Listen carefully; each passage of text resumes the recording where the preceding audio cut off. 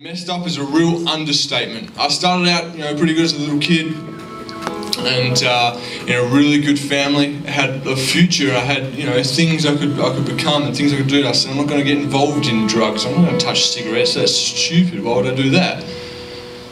But slowly and surely, I began hanging out with people that I should not have been hanging out with. I began getting involved in parties and smoking cigarettes and drinking, and slowly into the drugs.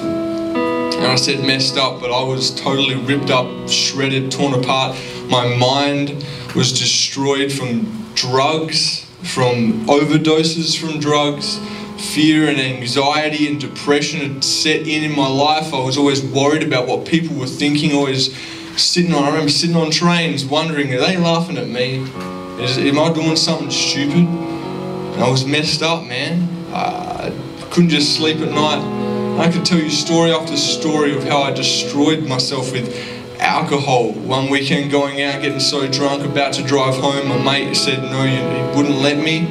I'm throwing up in a disabled public toilet out in front of a pub, and they're trying to tell me you have to get rid of your friend because he's totally just messed himself up. They chuck me in a taxi. I'm going to some chick in the taxi with me, and I'm throwing up in the taxi. The taxi driver goes, you got to get out. So I got out, I'm walking down Wanneroo Road, and I'm so just dead and out of it. I'm walking towards my house, and I pass out on the side of the road on the curb or whatever. I don't know where I was, and next minute the cops are trying to pick me up, and I'm so hammered, so out of it, I couldn't even stand that, to lean me up against the car and try and talk to me. Took me home, told my dad, watch him the way he sleeps. If he sleeps on his back, he may throw up and choke and die in his own vomit. And then the very next week, I'm laughing about it with my friends. Haha, Reuben got messed up again, how funny. It wasn't really funny. I laughed about it on the outside, but on the inside, man, something was missing, something was broken.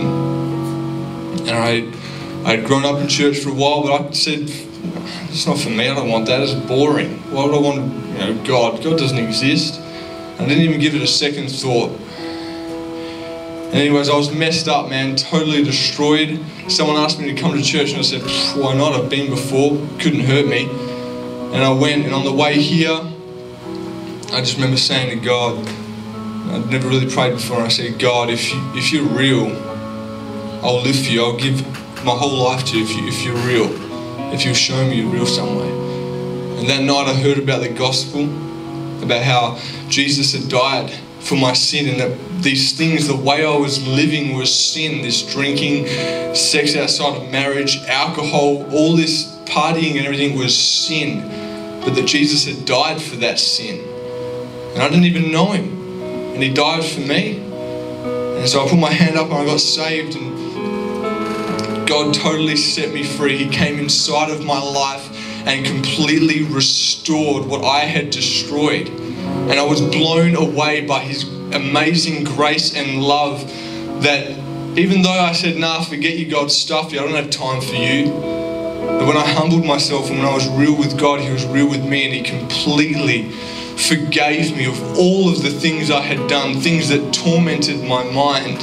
He completely gave me a hope. I was excited about life. I was excited that I had now a future, that I had a destiny, that God could use my life and do something great with me. And if you're here tonight, maybe you're similar to what I was and you're messed up, or maybe you're not. Maybe you're just living life. God's real, man. And regardless of whatever you think, when you die, you will face him and you will stand before him, and the way you've lived your life and your sin is going to weigh on you now. And if there's not someone to pay it, you will pay it. And the payment will be hell, eternal hell, forever in torment. There's no coming back. But Jesus Christ died for you. And he died so that you wouldn't have to go to hell, so that when you die, you stand before God. All of that sin, all of that rubbish gets put on him. And of course it's unfair, but he did it knowing that I would reject him, but he hoped that I would put my faith in him and make the right decision.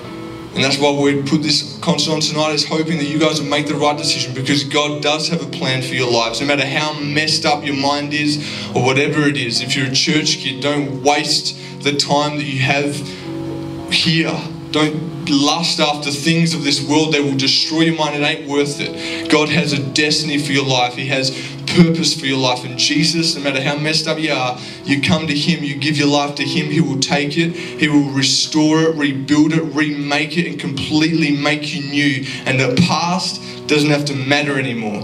And God can set you free. Thank you.